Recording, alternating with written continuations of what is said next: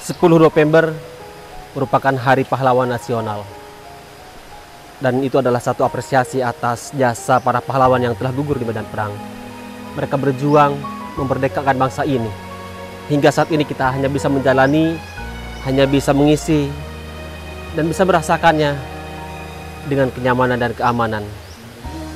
Semua tentu melewati fase bagaimana para pahlawan yang dulu telah berjuang harus tumpah darah, menguras tenaga, mengorbankan harta jiwa. Luar biasa. Lantas menurut kita hari ini, para generasi bangsa Indonesia, siapakah pahlawan? Siapakah orang yang pantas dijuluki pahlawan? Tentu ini perspektif. Ada yang bilang bahwa pahlawan bagiku adalah ibuku. Ada juga yang bilang bahwa pahlawan bagiku adalah ayahku, atau bagiku adalah kedua orang tuaku. Ada juga mungkin yang bilang sahabat dekatku atau guru-guruku. Sejatinya kalau kita ngomongin pahlawan, sebenarnya adalah mereka yang telah berjasa atas hidup kita. Mereka yang pernah memberikan satu bakti, satu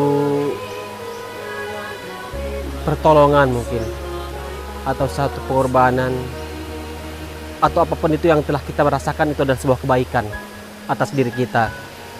Entah saat kita mau terjatuh, saat tersandung kerikil, lantas ada sahabat yang menopang badan kita sehingga tidak terjatuh sampai ke tanah, mungkin kita bisa anggap pahlawan.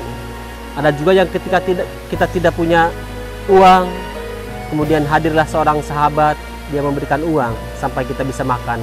Itu juga mungkin buat kita adalah pahlawan.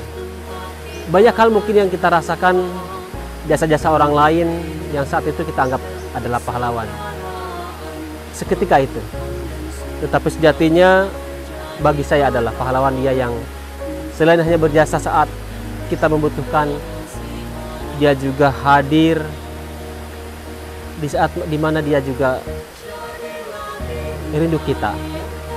Bukan hanya ketika kita butuh, tidak butuh pun dia hadir, apalagi di saat butuh. Bukan yang justru di saat dia butuh hadir, tapi saat kita butuh dia tidak hadir.